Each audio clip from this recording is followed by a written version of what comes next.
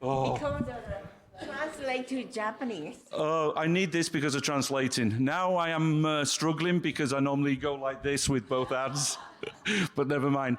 We're going to talk about 5 ways to create a high-risk management culture and 4 ways to destroy it. Why high-risk management? You probably all know that at least 2.93 million people die every year simply because they went to work.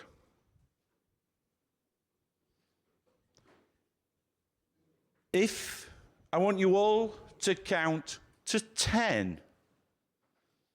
Are you with me? Yes. With 1 second intervals. 1, 2.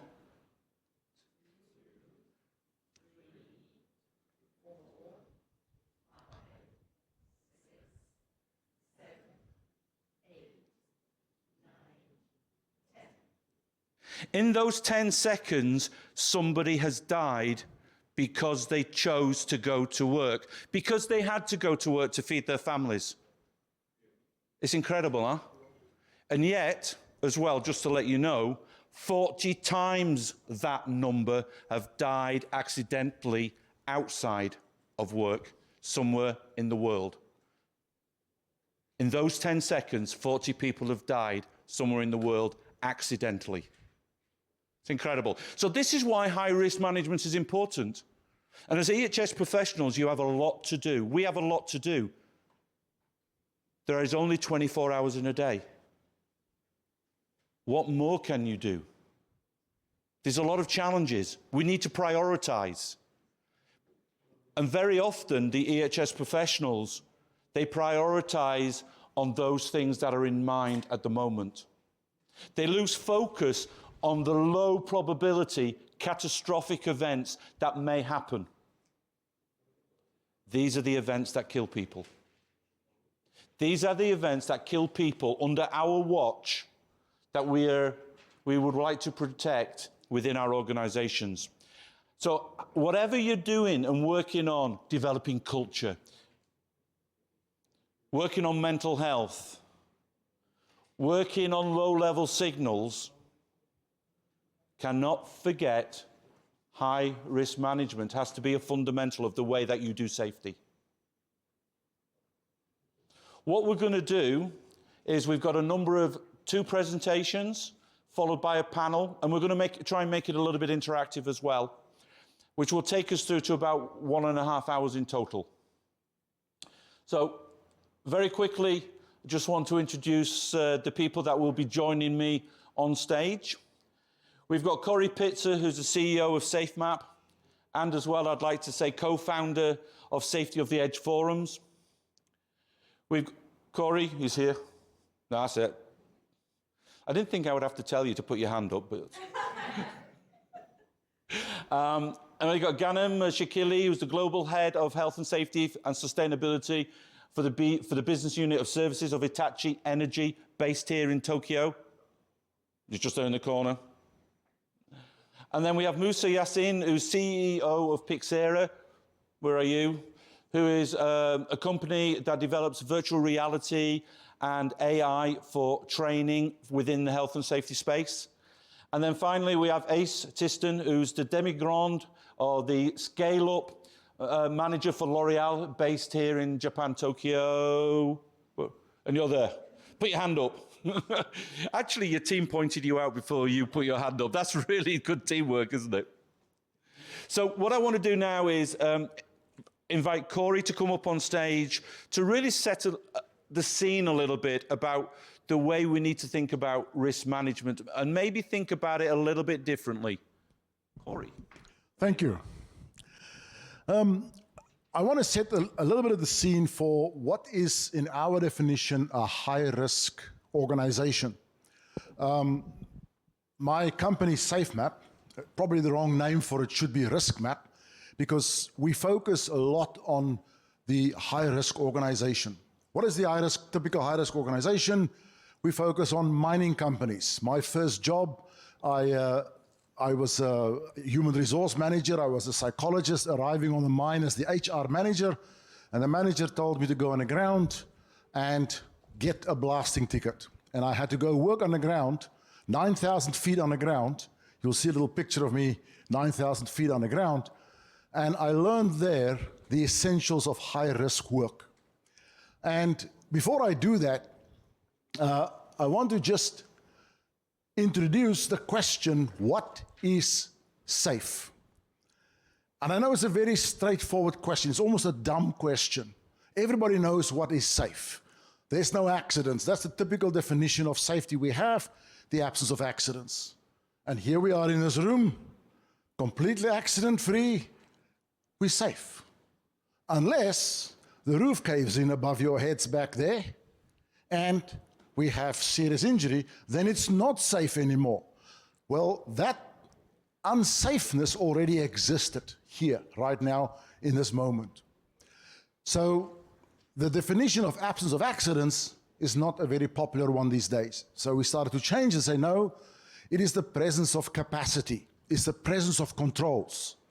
Now, if you think about almost any catastrophic event, BP, Texas refineries, Deepwater Horizon, the dramatic ones, they're all organizations who were highly controlled, great capacity, organizations leading the world in safety, and then they had catastrophic events. I want to introduce a third definition, and this video clip is almost in every presentation I make. It is an aircraft carrier, and what happens on an aircraft carrier claimed to be the world's riskiest workplace because of the way they operate, and this is how it goes. Those jets have to land on this aircraft carrier at high speed. They have to catch a cable with a hook back on the jet there to stop the plane in time before it runs over the edge of the deck. Now, they do this in 45 seconds because the next plane lands at 45 seconds.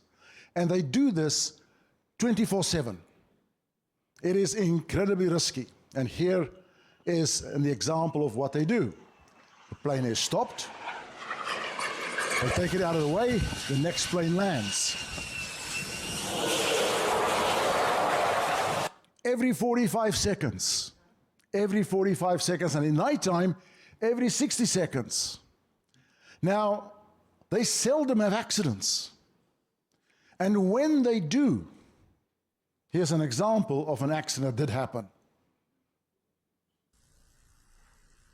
Plane lands.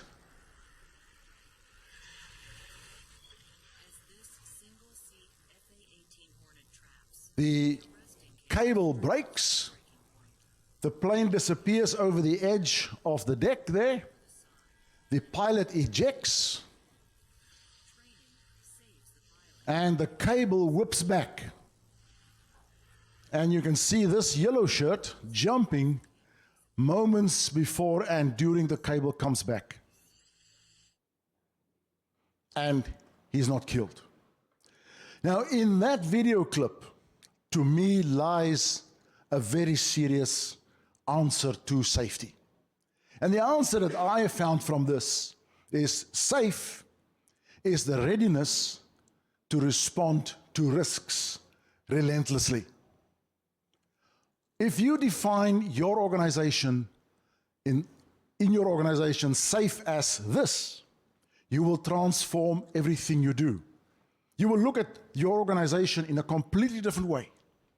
And you will do things very differently. And that is me in my underground workplace, 9,000 feet of rock above my head, and in an incredibly dangerous environment. And this is where I realized, when I saw this video, that's what kept me alive in that work environment for a year. Readiness to respond to risk relentlessly. Now, let me explain where it all fits in. Now, what is a safety presentation without an iceberg?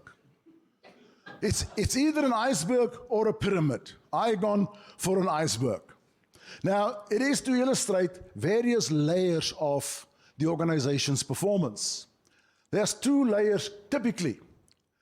What we see above the waterline are the accidents, the hazards, the incidents. That's the physical side of it. Underneath that is the near-miss environment, risk-taking behavior, critical risks. That's the second layer. And most of the work that we do in safety is focused on these two layers. But there is, of course, a third layer. And that third layer is what I call the far-miss layer. This is the world of improbable risks. This is the world of unknown risks. This is the world that is typically described as where the black swans live, where they dwell under the organization. When an accident like that happens, completely unexpected, completely unlikely, that's where they come from. If that roof collapses, it will be a black swan event, completely unexpected and extremely unlikely. But once we start to dig into that world, things change a bit. We are well set up to observe and react to hazards and risks in the first two layers. But we are very poorly set up to react to risks in the third layer. What is a far miss? Well, one of my clients is a mining company, De Beers, the diamond mining company. They mine diamonds off the seabed of the coast of Africa. And they use these massive ships. It's like an aircraft carrier that suck the sediment from the sea and the sea bottom, and they process the diamonds.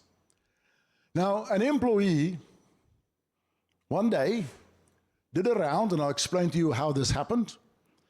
He walked around and then noticed at the bottom of that pipe there a scuff mark, and wondered, why is there a scuff mark? Why do people stand on that? Well, he did some investigations, and here is what he found. That is the Atlantic Ocean. Those are two security cameras up there.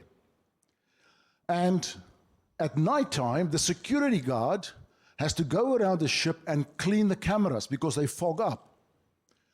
Now, what has happened here is it is a particularly short person, and he cannot reach the camera, so he gets onto the pipeline, onto that downpipe.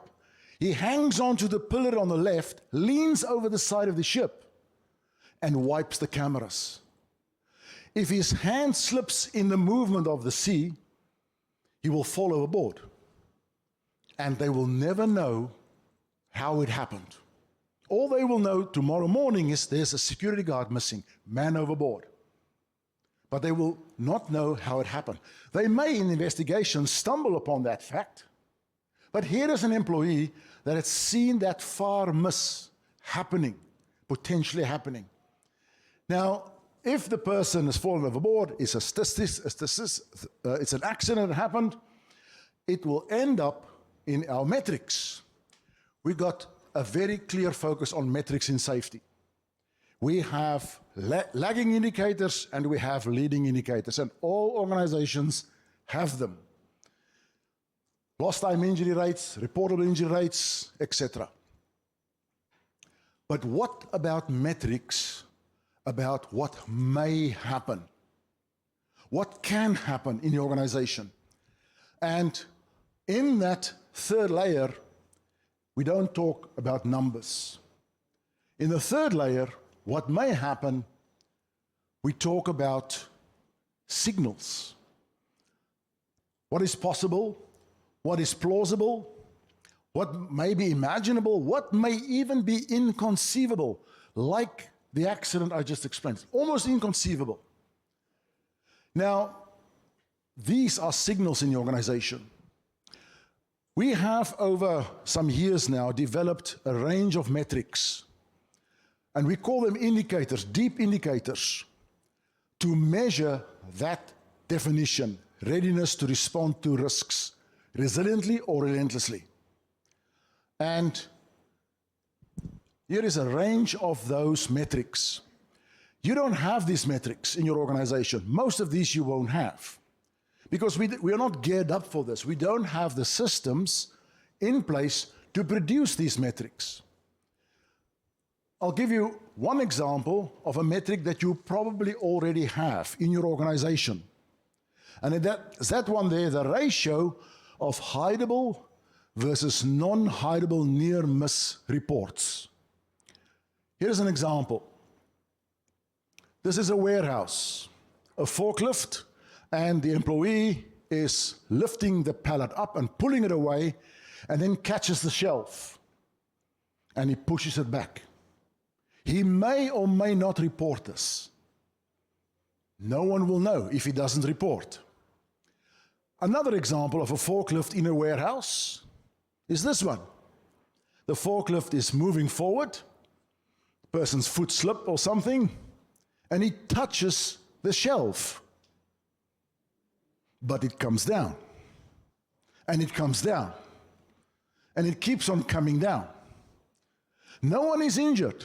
He's in a protective cavity on that forklift. It is a near miss by all definitions. No one injured. But they can't hide this one. The other one, the person may never report and no one will know. Now, what I found in my work with high-risk organizations, the advanced progressive organizations have a mechanism in place to actually get these signals measured, identified, discovered, and free-flow communication about them. And if you look at your own organization, you look at your near-miss reporting, you can classify your near-miss reports either as hideable or non-hideable. And what you're going to find, I almost guarantee you, you will find that you have a much higher ratio of non-hideable near-miss reports than what you have of hideable. The advanced open-ended organization, the progressive organizations have a ratio of at least 5:1 of hideable. The organization that diamond company that I showed you there, they are running at over 100 hideable near-miss reports for every one non-hideable. Extremely open-focused in the organization. Now, an organization that wasn't very progressive was Piper Alpha. 167 men died on that oil rig in 1988. Burnt in a fire that was on that oil rig. And here are the reasons why key contributors to the accident. I'm not going to go into the details of this, other than when the manager of Piper Alpha was challenged. Why did you not know after the event happened? Why did you not know of all these deficiencies that we so readily noticed in the investigation? His answer was this: I thought everything was okay because I never got a report that anything was wrong. No one ever reported signals, near misses that could be hidden. No one reported that. And he lived in this delusion, and 167 men died. Now, on this organization, this Marine organization in Namibia, they've introduced a system that they call Safe Sentry. It's a lookout. There's about 100 people on that ship, and they have different crews. In each crew, every day, one person is appointed formally in the morning during the line-out meeting as the sentry for the day. He's given a tablet with a little app on it that he uses to take photographs, but everybody in the team knows he's the safe sentry for the day. And that person's job is this: they do their normal job, but they have to at least once, twice, or 3 times that day, they have to go out on a walkabout, and they have to go engage with other employees, and they have to together search for fire misses. Now, in this organization, since they started this 2.5 years ago, they've now identified over 9,000 serious injury, fatal potential risks. They are not having incidents, they're extremely safe in terms of accidents, but these are the numbers of potential failures sitting under the surface. Here's some examples. One safe sentry engaged with an employee, and the employee told him that he was worried about this observation. That is a power cable that runs over a pipe, and that pipe is compressed acetylene. The engine runs 24/7 on these ships, so the slight vibration over years have shaved the pipe through. A gas leak was imminent. That is a signal detected way before the event happened. This is another example on the same ship. The one pipeline there is oxygen, the other one is acetylene to the Boilermaker shop. This design was done in Norway. This ship was built in Norway by highly advanced engineers. Cost $1 billion to build. And what did they do? They placed those two pipelines right next to the exhaust funnel of the incinerator. And the employee, the Safe Sentry, discovered this as a potential disaster. The 52 degrees Celsius is the heat range in that area. And third one is this one. These ships go into port once a year for about a month, and they get refurbished. They also changed the whole firefighting system out, all the flanges and valves, because they don't want these to be corroded. The Safe Sentry looked at this, measured the diameter of that flange, and discovered that the hoses that they have on the ship is too large for it. Not the same diameter. So they would have a fire, the teams would come out, highly drilled and experienced teams, trained up, they would come out, they would roll out the hoses, there's a fire, and they wouldn't fit the flanges. And that ship would burn. And 120 people could be dead. Now, it is too late to learn from accidents. It is too late to learn from near misses. Those events already happened. Even if it's a near miss, it is too late. We shouldn't be learning from accidents. We should be learning from far misses. And that is a very different angle on it. I come from Africa. I was originally born and raised in South Africa. And there's a saying in Africa, and it's this. Every day in Africa, a gazelle wakes up. It knows it must run faster than the fastest cheetah or it will be killed. Every morning a cheetah wakes up. It knows it must run faster than the slowest gazelle or it will starve to death. It doesn't matter whether you're a cheetah or a gazelle. When the sun comes up in Africa, you better be running. That is a definition of a safety system in motion. It is every day we have to regenerate safety. We have to regenerate the systems, the capabilities, the controls, because they falter and fail. They are doomed to fail. But if we don't regenerate them from moment to moment, from day to day, from project to project, we will have a static and reactive organization like Piper Alpha, and we will die. Malcolm, that's over to you. Thank you.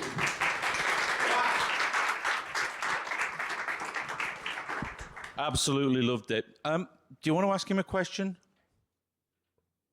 Silence. No questions. Okay. They'll come.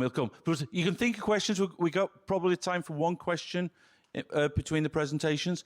On the far miss thing, just for interest, sort of, we've got a variation, which I don't know, Ace, whether you're going to discuss bring up SIOs, but we have a program. You're going to, well, I'll save it then. Right. So what I want to do now, let's bring this down to earth. What about high-risk management in an actual organization?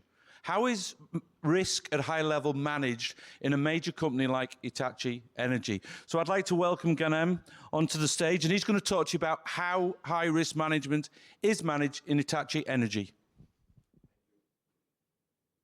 Got everything you need. The floor is yours. It's moving in that direction.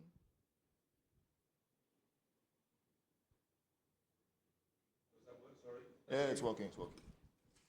Okay, good afternoon. Thank you, Malcolm, and thank you, Corey, for the presentation. Very good. So I'm Ganem Shekeli. Despite the fact I'm looking like a Brit, I'm French, and I'm based in Japan, as mentioned by Malcolm. So I'm the BU Service Head of HSE and Sustainability, working for Hitachi Energy. So Hitachi Energy, we are a global company, global leader in power and energy solution, offering products and services. We are more or less 5,000 people worldwide. We are operating in more than 70 countries. We have more than 100 manufacturing sites and workshop, and we have 5 business units. 2 business units, transformer and high voltage, more focusing on manufacturing side. We have 2 project-based business units, grid automation, focusing on software and grid integration, mainly doing green project, HVDC project, substation, and so on. And the last business unit, the business unit service, where we are sending field service engineer doing the maintenance at customer sites, but we have also major service workshop in our footprint. So we are more than 5,000 people worldwide. We are operating in more than 40 countries, in all regions mainly, and we are the leading, let's say, company in terms of install base. So from an environment and sustainability perspective, we have a huge responsibility in terms of decarbonization, helping our customer to meet their sustainability goals. So we have different customer segments, utilities, industries, renewables, and so on. So we are really exposed to different work environment and different risks. So here, I just wanted to show you how in Hitachi Energy we are managing our risk activities. Here on the screen, you can see some few, let's say, tools that we are using, but it's not an exhaustive list. Of course, we have our life-saving rules program, is the core safety principle that we are using in Hitachi Energy, fully embedded into our management system and our risk activities. We aim to be a world-class leader on HSE, and we want to eradicate fatalities and serious incidents like many organizations and reduce as low as reasonably acceptable the number of recordables, using, of course, different tools in terms of reporting, near misses, high potential incident, managing all the investigation with different levels and role and responsibility. So I didn't want to explain every single tools that we are using in Hitachi Energy, but just wanted to highlight few key tools that we are using. One important point when we are talking about HSE in Hitachi Energy, HSE is not the responsibility of the HSE people. We are embedding HSE into the operation. It's a core process that we have, and the project manager, when we are talking about service, are in charge of HSE, like the service manager, like the field service engineer, the local service unit manager. And of course, we have an HSE organization in service. I have 90 people worldwide to support and make sure that we are not injuring our people or doing some contamination from an environmental perspective. So from a training perspective, we have, as I said, life-saving rules, e-learning. It's part of what we call the license to operate in Hitachi Energy, covering HSE quality and integrity. And we have 5 mandatory training for all employees. From the CEO to the field service engineers, they all need to complete this training. On top of that, of course, we have specific training to tackle high-risk activities, such as confined spaces, lockout tagout, electrical safety, and so on. I mean, you all know that. Then we track, of course, with different tools, the completion of the training. When we talk about service, the risk profile of the business service is different. I was discussing with colleagues this morning. Service people are often alone on site. They are often going to unknown work environment. They are often under pressure from the customer to deliver, the activities to make sure that the product is up to speed for the customer. So when we are talking about manufacturing site, let's say the control environment, it's, let's say, easier in the sense that it's under our scope, it's under our responsibility. We can leverage the CCTV if we want to put some AA into it. But in service, we often need to discuss with the customer. When we talk about a nuclear power plant, we cannot do what we want. So it's the challenge that we have in service. And it's important for us to manage properly the high-risk activities and make sure that our field service engineer, we have the right mindset to identify the unsafe situation, to report the unsafe situation, as you mentioned, Corey, not just to report what is not hideable.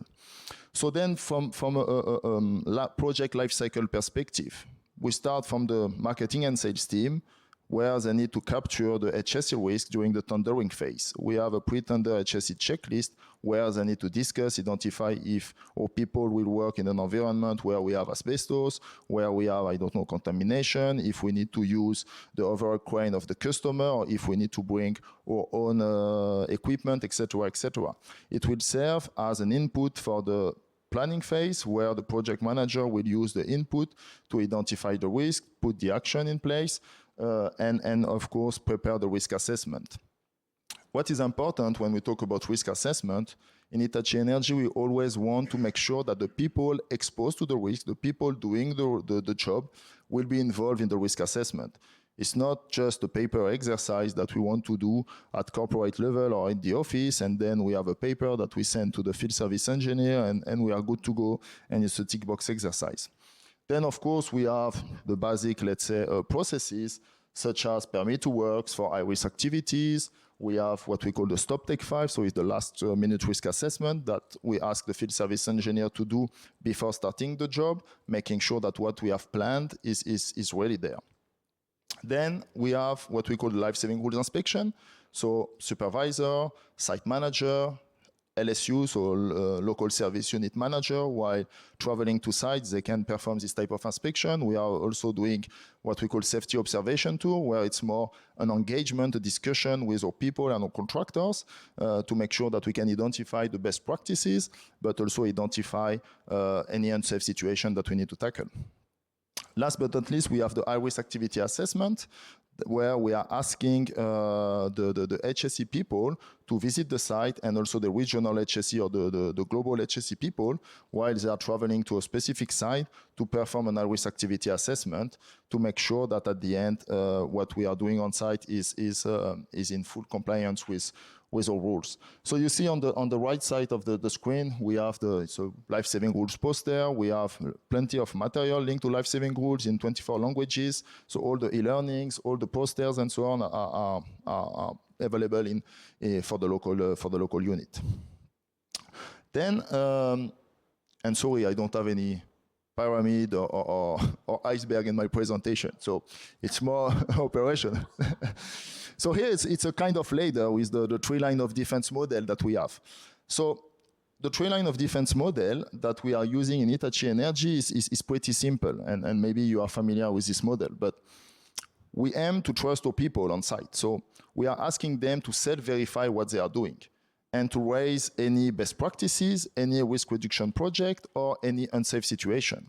So we have a tool, of course, that we are using globally to capture, all the reporting and all the incident or best practice and so on. But we ask the site and we ask the local unit to self-verify what they do. So they do that for what we call our HSE operating system, so basically our management system. They do that one time per year. They self-verify if we are compliant with our management system. While we are talking about operation, it can be in a workshop on project site. They do life-saving rules inspection, as I said. They can do high-risk activity assessment. They do SOTs, safety observation too. And then they report that in a tool. And of course, they monitor the trends. They monitor any emerging risk and so on. Then when we talk about the second line of defense, we move to one layer up. So we talk about hub HSE, so regional HSE manager, or BU HSE manager, or the person directly reporting to me. What we are asking them to do is to support the unit by visiting sites, visiting the unit, discussing with them, discussing their findings, discussing their self-assessment to understand if we are going in the right direction or if we can leverage the best practices, that we can move from one LSU to another one or from one region to another region, and of course to close the gap if we have a gap identified. So it's a kind of new process that we have implemented, and the objective is to really make sure that the HSE function will support properly the operation line, because many times we have rules that we are asking the operational line to follow, but it's better to have a team to support them from this perspective. Then we have in Hitachi Energy an independent team doing audit, HSE audit. They are sitting in the corporate HSE team. So in Hitachi Energy, I didn't mention, but we have a corporate HSE team, and then we have team in the 5 business unit. Is distinct team, let's say, despite the fact that we are working together. So we have 5 auditors, few auditors per region, doing only that, going to site, doing audits, making sure that we are in alignment with our HSE management system. And then on top of that, we have our internal audit team, doing internal audit, not only on HSE, but on the financial aspects, on HR, on supply chain, and so on. And they are also checking the HSE piece. And in the top of that, which is not in the slide, we have also Hitachi doing this internal audit in the different group companies like Hitachi Energy. So in a nutshell, when we talk about high-risk activity management, it's a common effort, and we all have a role to play in these activities, making sure that we will protect our people, making sure that we will overcome any challenges, especially when we are talking about customer sites, and make sure that we can also leverage the best practices, because it's important. Often, I mean, we are talking about HSE from a negative aspect, reporting incidents, showing serious incidents, and so on. But we have plenty of good practices or initiatives to reduce the risk in our organization. So we also want to promote that and make sure that we have the right culture. I think it was my last slide. Thank you very much.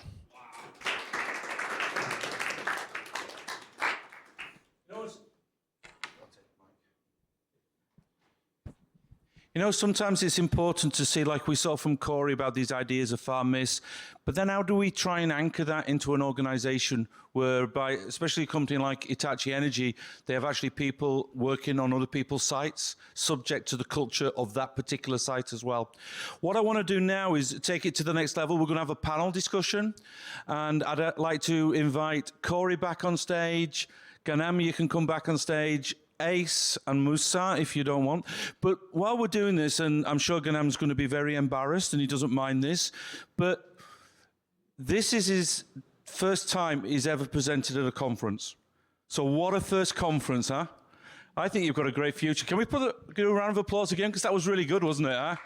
So thank you. Sorry to embarrass you, but I thought it was worth saying. So,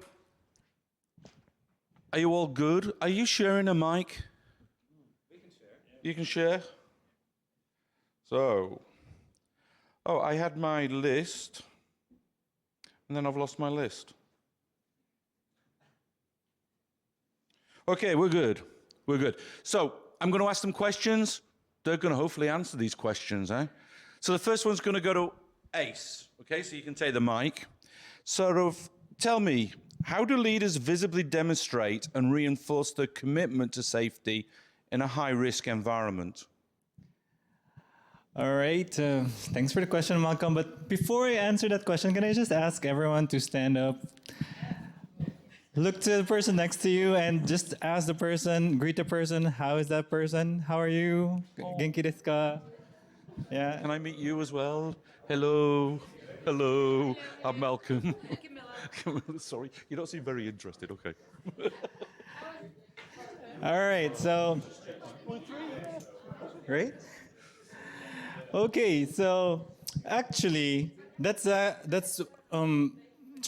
very brief program that we have in L'Oreal, where, you know, how do we address the high-risk management is for our managers, our top management, to go on site, greet your team members. Try to ask how are they during on their work. They work on like normal work basis. So this is because first we cannot just make people become committed instantly, right? So we need to know why, and one of the reasons is we need to show ourselves that we care for our team members, to show how we care for our employees. And this is one of our programs that we call a measure visit, because we encourage all the ManCo members go on site, and maybe that would touch on the far risks that Corinne has explained earlier, where you go on site, visit your member during their work hours, and get to see, their current situation, and perhaps you'll receive different kinds of feedback. And this is one of the programs that we have in L'Oreal. So. And I think most of you is well aware about the culture curve, right? So, and our program, as we go along, of course, everything is based on risks assessment. So, in the beginning, there are audits, of course. And we have to make sure that the management are aware of what are the audit results. And we have to take actions. And if we have to take actions, of course, we need to give them, we need to make a follow-up. So, and this is also one of the things that we have to encourage the management to by themselves to do a follow-up when they take action. It's not like you take actions and then you forget about it. So this is one of the programs, like our life scan tool. So this is a life scan is the abbreviation of a life-changing event, or a vitality program that we have. So that's one thing, and you know. I'm sorry.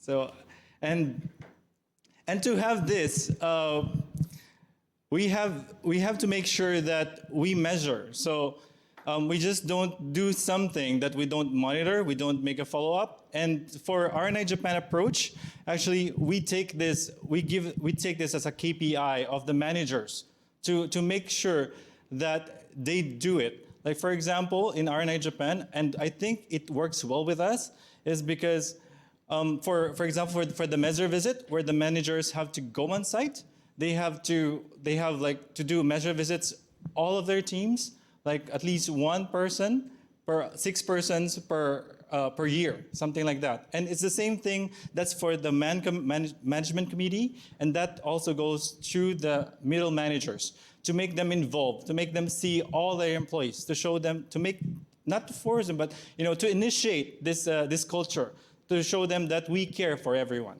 something like that.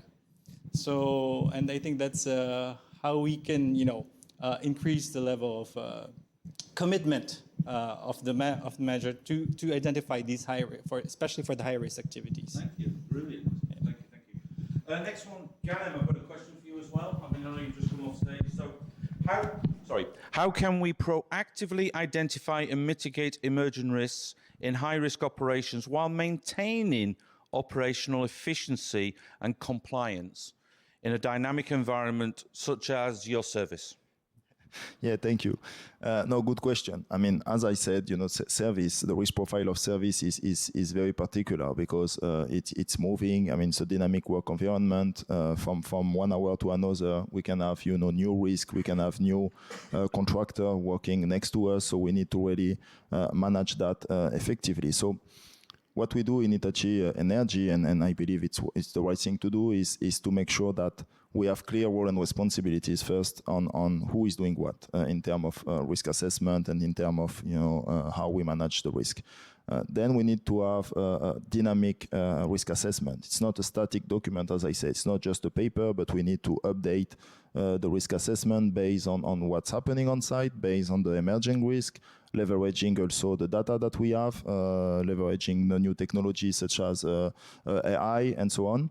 And of course, we need also to monitor or to implement new technologies such as IoT sensors, such as smart PPEs to tackle these potential new risks. Then I believe that, especially in the service environment, we need to be prepared, well prepared about the potential, situation, as you mentioned, Corey. So we need to have a scenario-based approach that we need to tackle during the preparation phase, and we need to test the emergency response based on the scenario that we can have. Talking about Japan, for example, earthquake is very common, but we can also we need to be prepared to flooding. We need to be prepared to wildfire. We need to be prepared to any security issue that we can have, like we had, for example, in Middle East. Was a case that we had in Middle East while we had a war between Iran and Israel. So we had field service engineer in this region, so we need to also address that. And of course, as I said, all the processes that we have in terms of HSE, but also security, the 3 line of defenses model, and the fact that people are visiting the site and not letting the field service engineer alone is critical to tackle this situation and tackle the management of our risk activities. So yeah, that will be my answer. Ah, it's brilliant. So how do you apply that within your sort of organization? Do you have KPIs? Yeah, of Your course. way I of mean, doing it? like all organization, we have KPIs, you know. So we have KPIs at global level in the Hitachi Energy. We have a declination of KPI in the BU, and then the hub or the region want to have their own KPI, and the local units, they want to have KPI. But to be honest, I'm not a big fan of KPI as such, you know, because sometimes it can be misleading. As mentioned by Corey, I mean, some near misses, some first aid, or some potential recordables maybe can be hideable sometime. And if we are just focusing on the KPI, then it can be easily a watermelon approach, you know. Everything is growing outside, but then when we start to dig in, you will find plenty of unsafe situation and potential, you know, serious risks. I mean, we had the case in the past in one of our countries, in India, where unfortunately we had a fatality. Over the past 6 years before the fatality, no incident, one first aid, plenty of inspection, plenty of hazard, plenty of audit, all compliance. But then we had a fatality linked to an excavation. And when I have received just the picture of the excavation, I mean, you don't need to be an HSE professional to know that, I mean, it's a risky situation because nothing was there. It was just a wall, you know.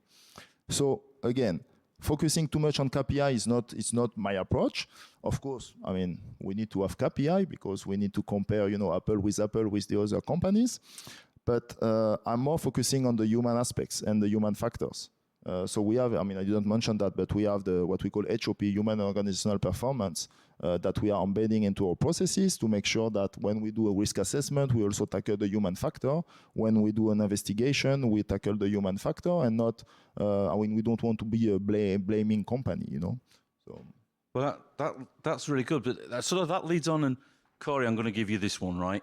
Are you ready for this? Yeah. Right.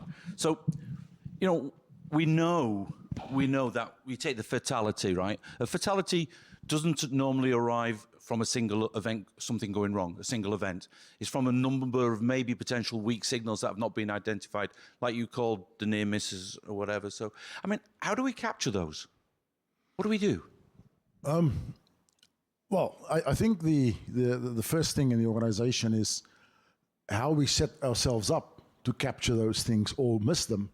I think if you look at the whole risk management cycle, because we focus so much on traditional safety, on traditional hazards and traditional reaction to accidents, we set ourselves up to record and focus then strongly on control.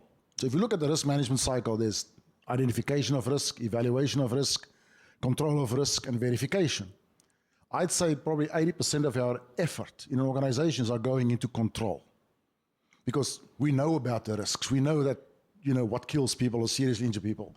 We think we know, as you've seen, we may not know. And as a result, we miss this dynamic discovery of risks and signals in the organization. And we run the risk of centralizing the safety or the risk management system too highly in the organization. So people are encouraged to report. I don't think we should encourage people to report risks. We should encourage people to discover risks and fix them as low as possible in the organization. It should be a cycle that goes maybe up to the supervisor and back to the employee, supervisor back to the employee. That's the cycle of risk management. I call that rapid risk management because risks are dynamically shifting in a high-risk organization. And if we have a slow risk management system, reports things up and have decisions made and bring them all down, we're missing the boat. Excuse the pun. Constipation. Constipation from the bottom up. Yeah. And so if you want to create a lean system, you have to take the authority down to the front line. And, you know, there's a couple of things you need to do to create authority and create a system like that. And the researcher, academic, I suppose, Daniel Pink, has actually, for me, has got the answer to those things. He says, we must create three things. Mastery, we must give people risk competence. We must make them skilled in seeing, looking at, and identifying these risks that I've shown, and there's 9,000 of them on record now.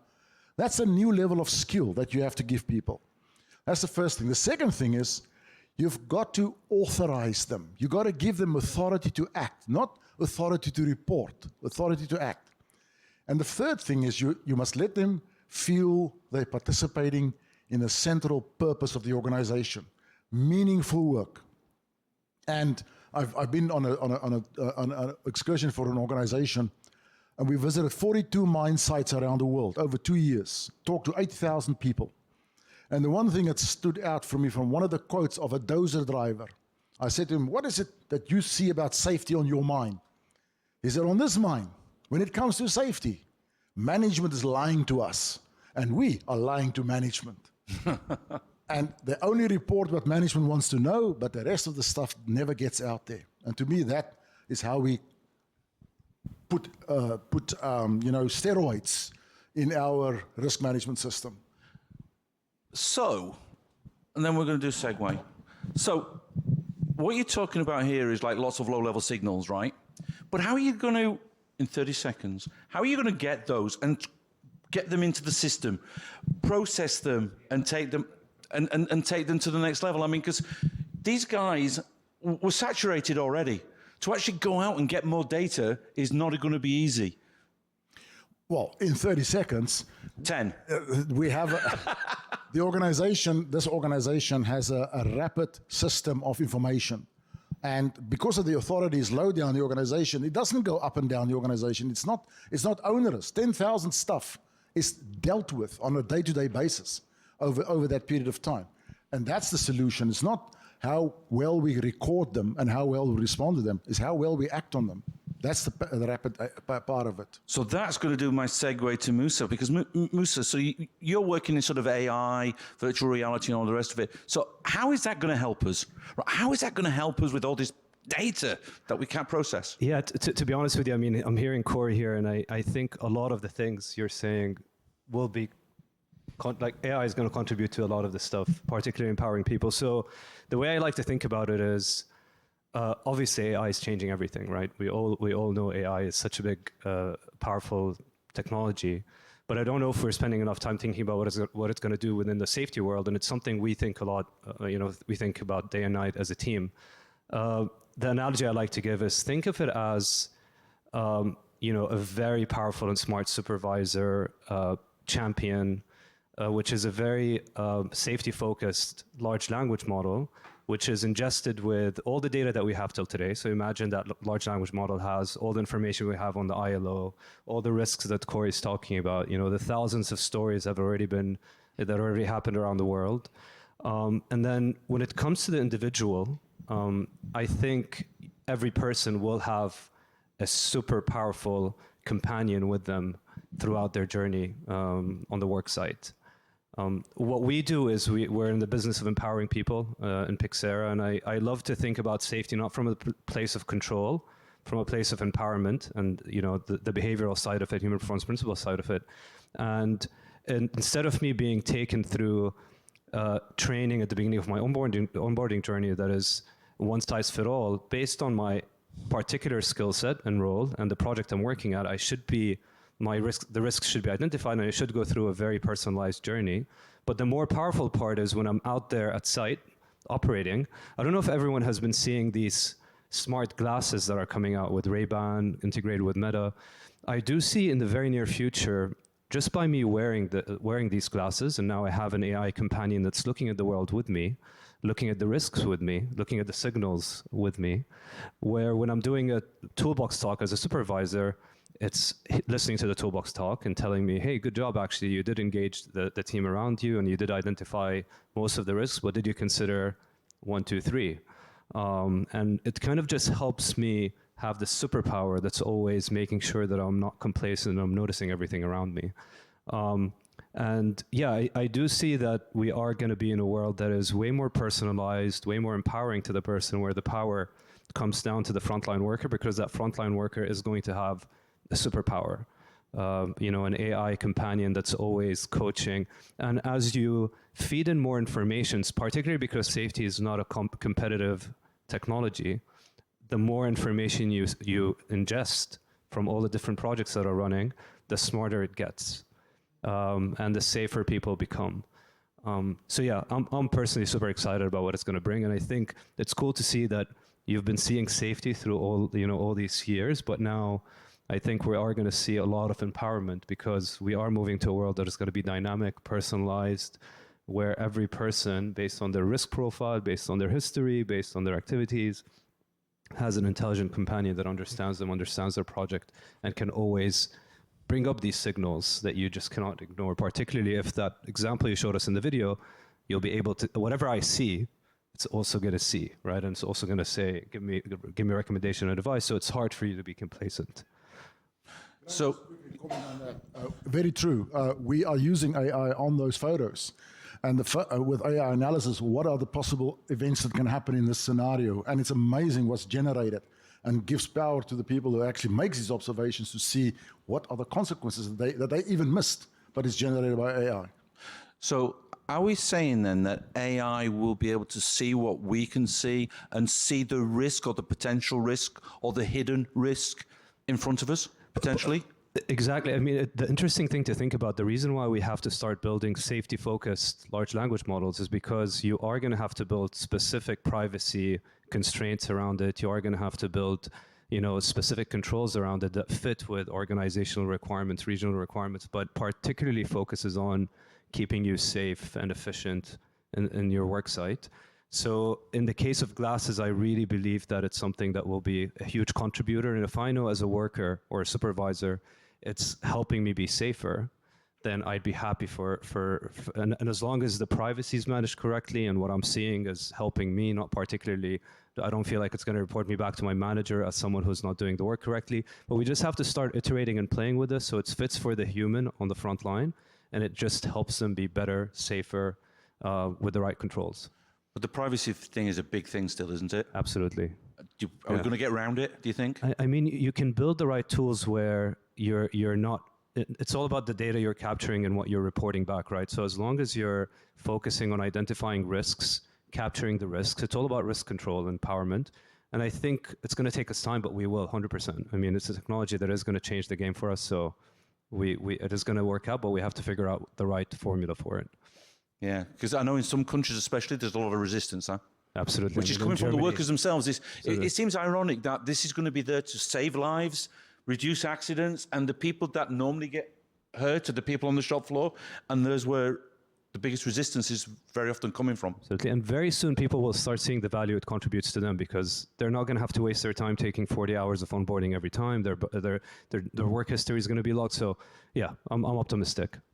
Wow. So, Ace, I'm going to come back to you.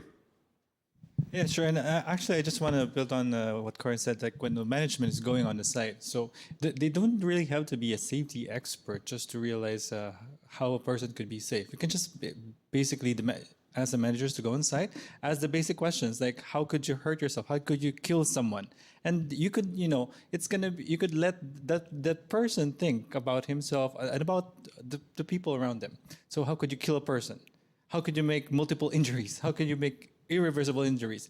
And without those questions, you can just let them freely think about for themselves and for everyone. So yeah, that's what I want to build. And the good part is like you as a manager, you'll be able to address that question. You don't have to wait for it to go up to the top management. You yourselves as a manager has an authority that gives you authority to take actions immediately, especially if it's the answer is already there. So, yeah. Got to go out and talk to people sometimes. Right. One question, quick fire. You can answer this with just one reply, right? So here we know, people are not the problem, right? People are our solution. So if you were going to advise people here of one thing, so if one says one thing, you can't agree with them. If one thing they should do in order to sort of like get people more involved on this idea of high risk, because their eyes are everywhere. They're out on the shop floor. It's not the managers, it's not the EHS people. How would we start that? One bit of advice for our audience. Let's start. No, I'm talking to you. It's for everybody. Just one bit of advice. This is quick fire off the top of your head. No, I mean, This was not planned, by the way. for me, it's like trusting them, empowering them, and recognizing them. And as mentioned by Corey, when they raise something, we need to answer to their concern. You know, so for me, it will be my Nice. answer. You can't have the same thing. You can't say, I agree. I actually disagree. I disagree a little bit with Asia. I don't think it's the job of the manager to be out in the field. Job of the manager is in his office, her office, to create strategy, to integrate processes. Oversight over what people are doing is not so comfortable for people out there.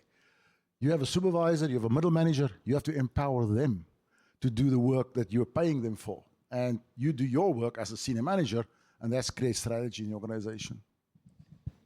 Yeah, I mean, we're kind of saying similar things. The way I think about it in practical terms is really let them see that they're fully owning the process and never intervene, like pay attention to where I intervene unless it's like super risky, so that they realize if a person understands that there's no one else who's going to come in and solve something, and they realize it's fully on them, they'll realize they need to act.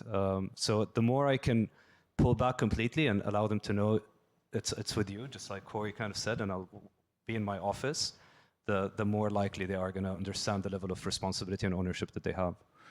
But they don't necessarily, for you both, they don't necessarily always have the budget and the power to make the changes. Absolutely. Yeah.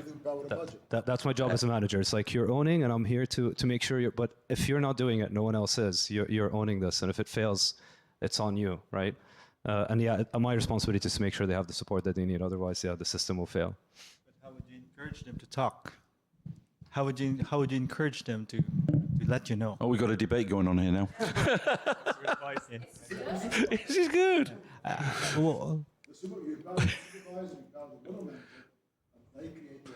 okay, so there's a little bit of like, no, I mean, there's a little bit of misorganization because, you know, in my organization, we don't have supervisors. So from the researchers go to the middle managers. Yeah. And that's it. So that's what I'm talking about. The first line of control above the frontline worker, that's the most misunderstood level in the organization, and it's underused. That's true, and that's why when I speak about the managers, the middle managers, those are like what you refer to. Okay, then we agree.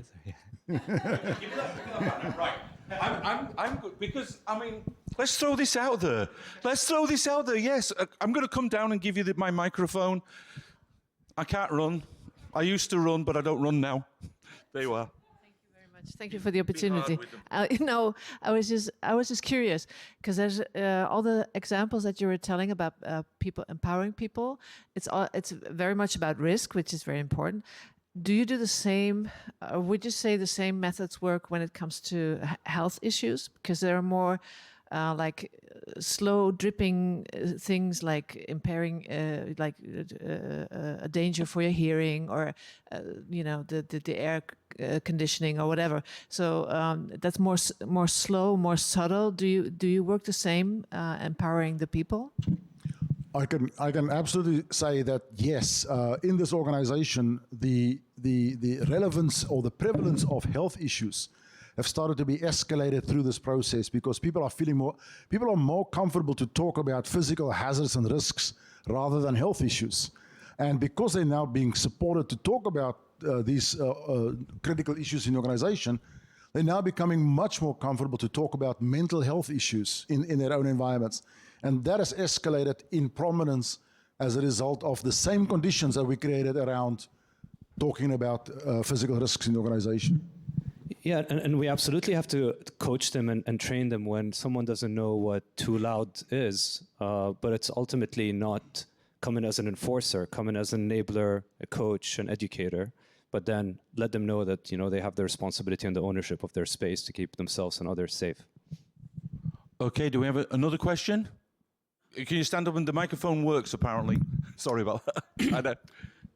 Thank you. My name is Ram from National Safety Council. I have a question to all of you. When a worker gets injured, maybe based on your past experience or present experience, how many of you have taken the phone and called that person and see how that person is doing, or what happened, how best we can help you? Have you ever done that? And what was the answer?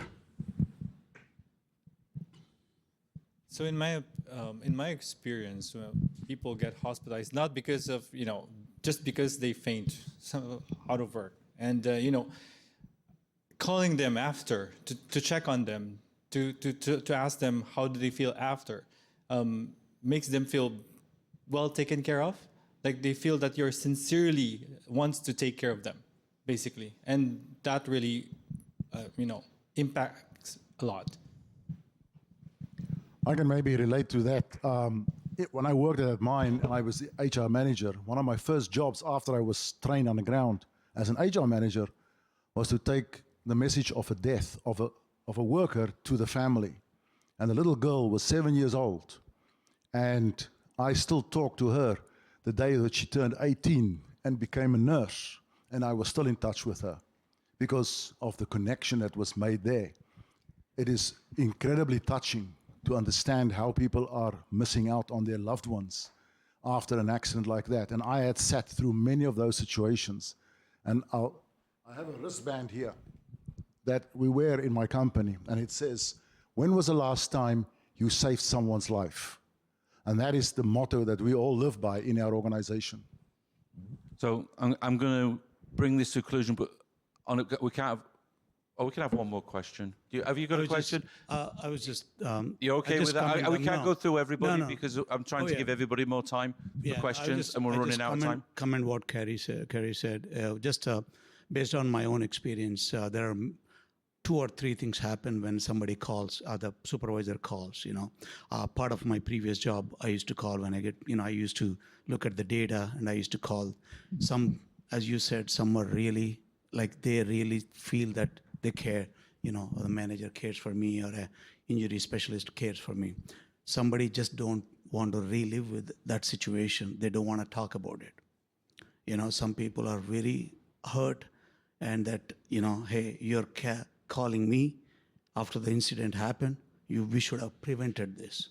Comes back to the near misses and all that stuff. So there are many ways to look at it, but I was just curious. But Carrie's answer got me. No, it was a good answer. But I think it's also very much with the way the world's going at the moment.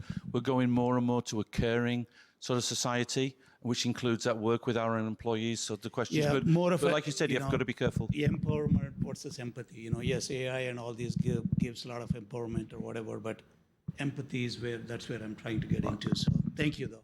The last question, Lorraine.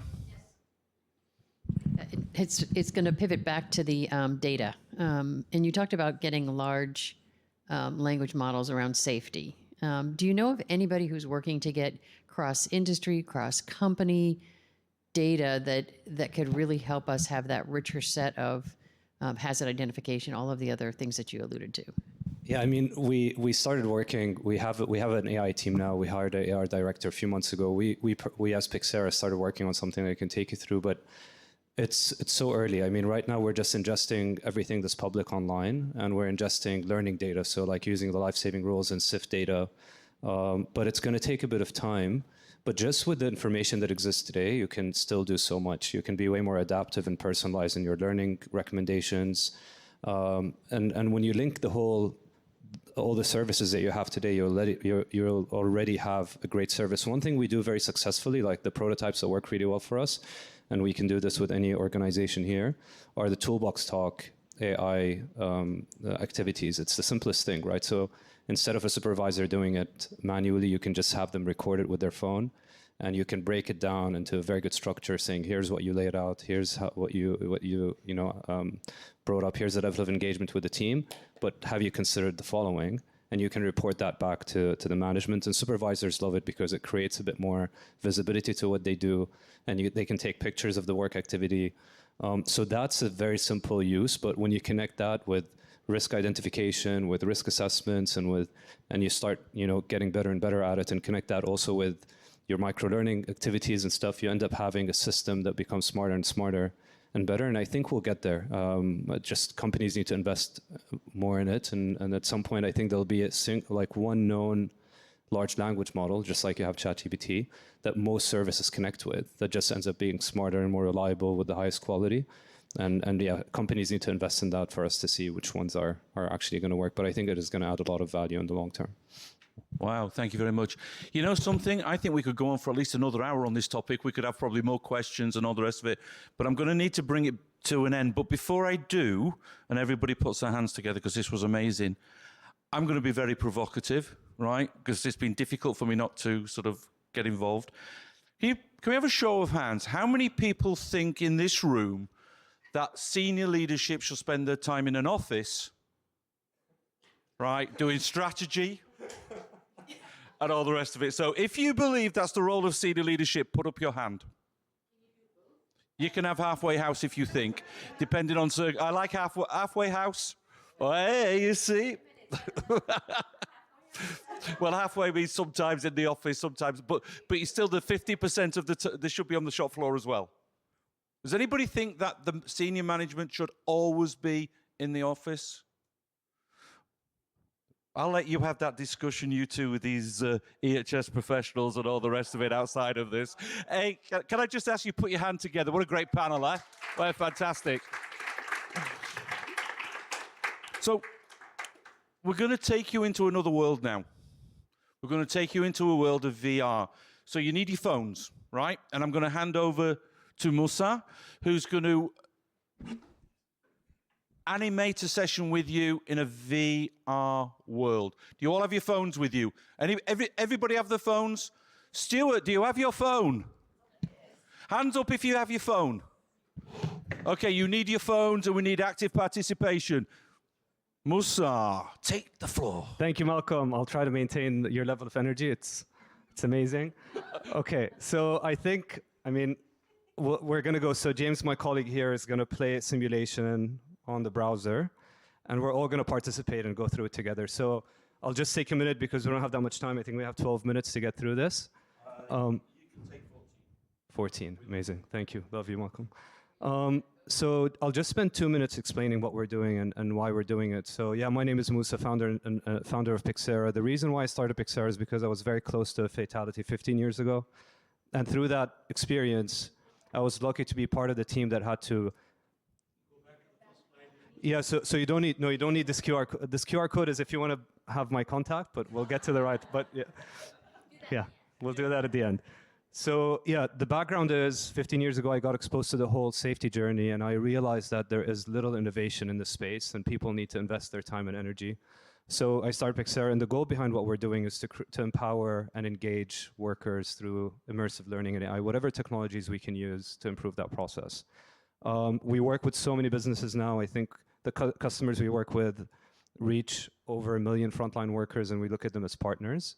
Today we're going to be, so we have one of our clients, JGC, who are here, based in Japan. Because we're limited on time, we're going to do this in English, but with Japanese subtitles, and I'm just going to run through it myself.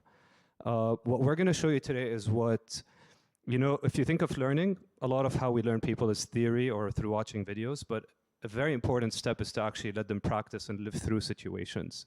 So you can just throw them onto a situation at site and have them make decisions through that, living through a story that's engaging and dramatic so they can actually fail safely and learn the topic. And one of our products is this live participation product that customers use in a classroom setting just like this. So that's what we're going to do today. And James, if you can just go straight into the module, and we'll have everyone here vote for answers as we go.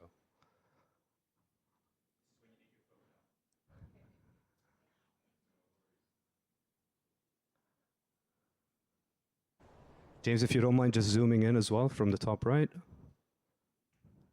Top right, yeah.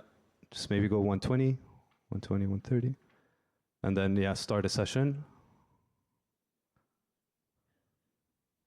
Cool, if you can scan this.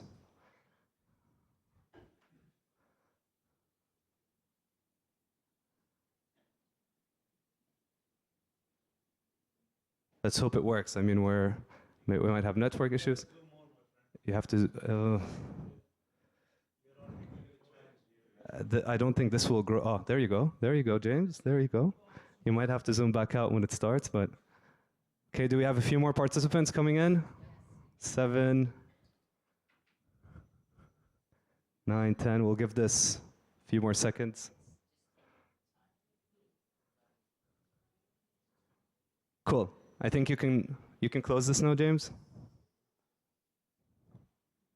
All right, so before we click on the toolbox dock and we start the module, there's a stop work system in this module. So if you notice something wrong, just scream out, stop, and James will press the stop work button. Because we don't have stop work right now in the version you're on, but every other answer you'll be able to engage with. But yeah, if you're outside and you notice something wrong, show us how you would react to stopping work and we'll hit the button. All right, James, let's go. So the task today is to do some work on the light fixtures. This will require us to climb the scaffold and use standard tools. The rescue plan is in place and the emergency response team is on call and ready to respond if need be. Of course, we'll have to follow the working at height life-saving rules to make sure we're safe at all times. All right, just before we continue, the life-saving actions for working at height are 3. They're simple. The first one is always inspect your fall protection equipment before using them, always. 2, secure any tool or work material to a safety lanyard. Make sure everything is secured at height because a falling object can be fatal. 3, tie off 100% unapproved anchor points for outside protected area. These are the IOGP life-saving actions, and they're the ones we're going to follow for today's training. Let's continue. Okay, let's get going. What should we do before climbing the scaffold? All right, let's get the votes in. What should we do? What's the first step? You'll see it on your phone. So if you look at your mobile, you'll see the question, and you'll see you can pick one of the answers. James, do you mind zooming in maybe 1 or 2 more?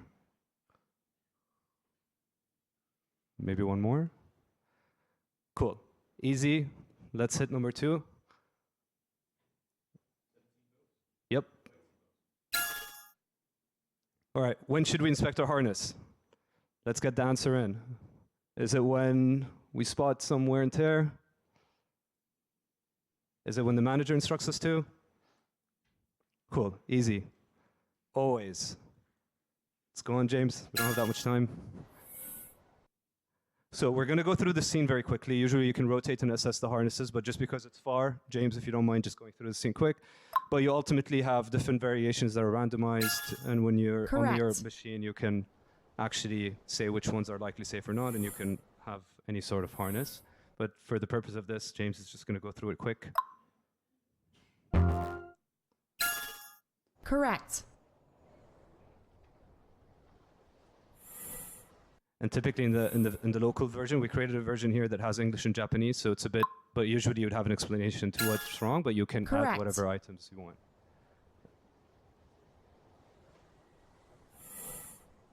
The first rule of working at height is to always inspect your fall protection equipment before use.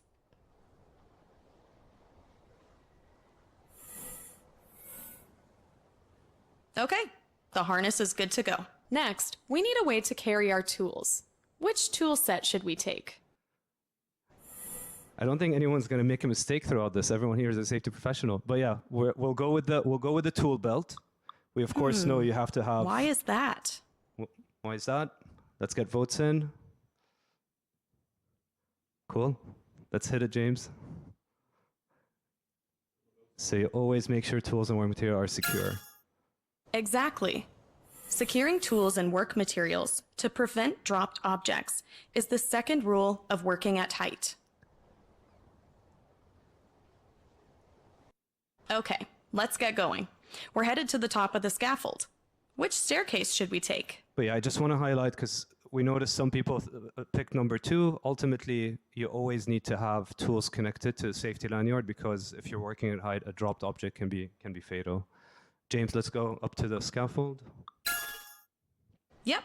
The green tag means this scaffold has been inspected and certified for use and is all clear to climb.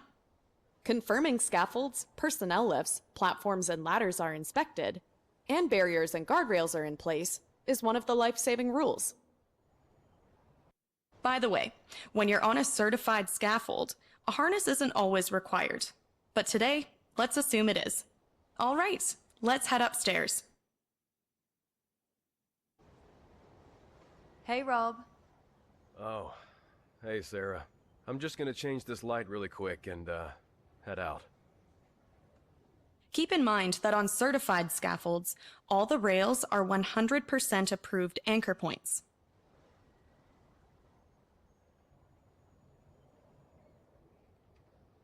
Keep your eye out, keep your eye out, keep your eye out.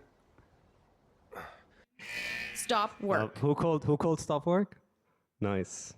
Cool. So we had a stop work scene here. What's wrong in the scene? Why did we stop work? Yeah. So the tool is not connected to the lanyard. That's not safe. Let's see why. Can you click on the tool that poses a safety risk?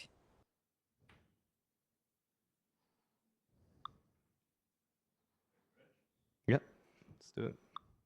Great job.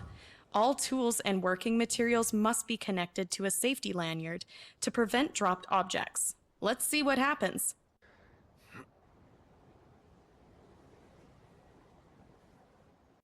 Oh no. Let's see this from below. Quick! Look up!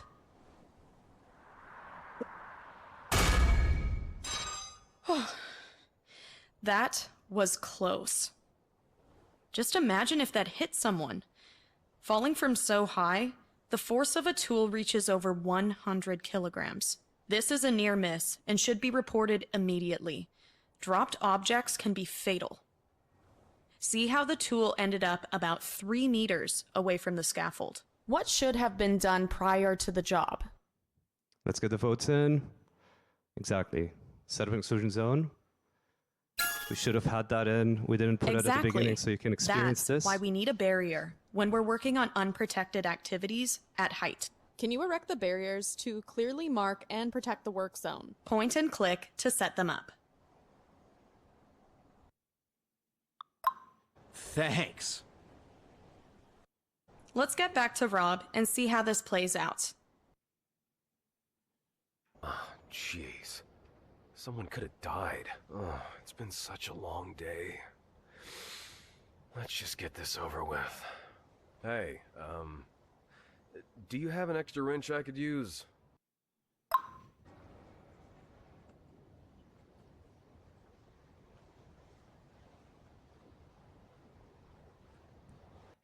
Stop work. I'm glad you guys caught that one. Cool. So let's get the votes in. What's wrong in the scene? Which life-saving action is not met here? Yeah, I think it's super clear here, James. So he didn't tie his harness to the anchor point. What should the employee do to remain safe? Exactly. He should have never disconnected his harness. I tie off 100% to approved anchor points while outside a protected area is a third rule of working at height. So now the question will come. Apart from not being tied off, what other unsafe act did the employee commit? Which is your point here. Standing on the rail should never be an option. Yes, standing on the rail, like Rob is doing, is unsafe. He should plan properly if the light is out of reach. Let's see how this goes.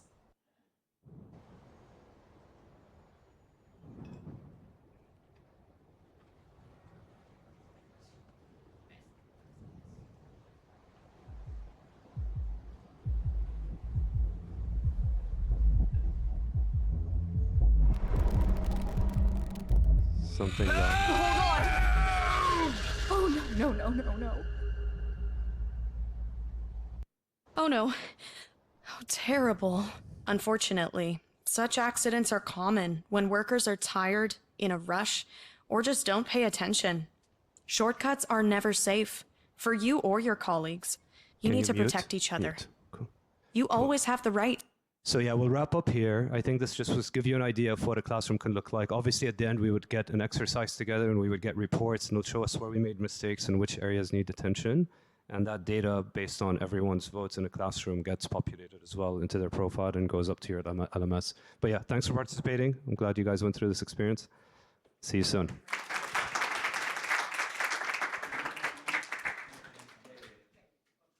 Okay, we're going to finish very, very quickly. So we talked about sort of 5 ways to create and 4 ways to destroy. And taking out of the discussions and the questions that we've asked the panel and part of the presentations, we've taken out as a group what the lessons are that we would like to give you. 5 ways to create is safety by design. Design out the problem before it happens, right? Almost like saying, how can we kill somebody, and let's apply engineering controls to get rid of it. Co-construction, we have to work together with the people, the employees, the line managers. It's not just about the health and safety professionals. Top-down approach, sometimes when it comes to people dying, it has to be top-down, no negotiation. If we can kill somebody, we're going to sort it, not tomorrow, but today. Right? Why should we take that risk? Globalization, for a company like L'Oreal and Hitachi, for example, working worldwide, you need to globalize, because the value of somebody's life in Japan is no different to the value of the life in somebody in India, in Indonesia, in Australia. So why should we have difference in standards? It should be globalized. And integration of new technology, but use technology to help us, right? If you can't do the basics right now, are you really looking to use new technology? If you can't get your high-risk management right now, maybe that's where you should focus. Management, 4 ways to destroy, don't get the support from the management. Make it an EHS program. Focus on local legislation. Okay, we don't have this kind of rule in Japan, so we won't apply it because it's a European rule, even though it's a better rule than we have. Apply the best standards because people's lives are behind it. With no leading KPIs, if you don't measure something right, then people won't do. People are so busy, but make sure it's the process that drives. You're not driven by the outputs, the number of accidents and all the rest of it. You have KPIs that drive your processes, drive your management to be out on the shop floor, drive the risk searching process. What is your leading KPI that drives it? And there's no follow-up. A lot of companies are very good at saying, yes, we're going to do this, we've got audits, we have this finding, we have that finding, and then there's no follow-up. We need to change that equation on high-risk management. Prioritization, sometimes it's good for us in L'Oreal, we're happy to have the little accidents. Even if it's lost time, we don't really care. If it's a little cut and it could not have been anything worse. But a potential fatality event, a far miss, or even a first aid case that could have killed somebody in a different situation, then it's a priority. Our priority is not to kill people or to give them an illness, a terminal illness in 5 to 10 years if you use things like CMRs. The other things we can live with. What we can't live with is the death. And with that, we want to say, on behalf of all the panelists and everybody, we say thank you very much for your time. Hope you've enjoyed the session. Kathy, this is over to you.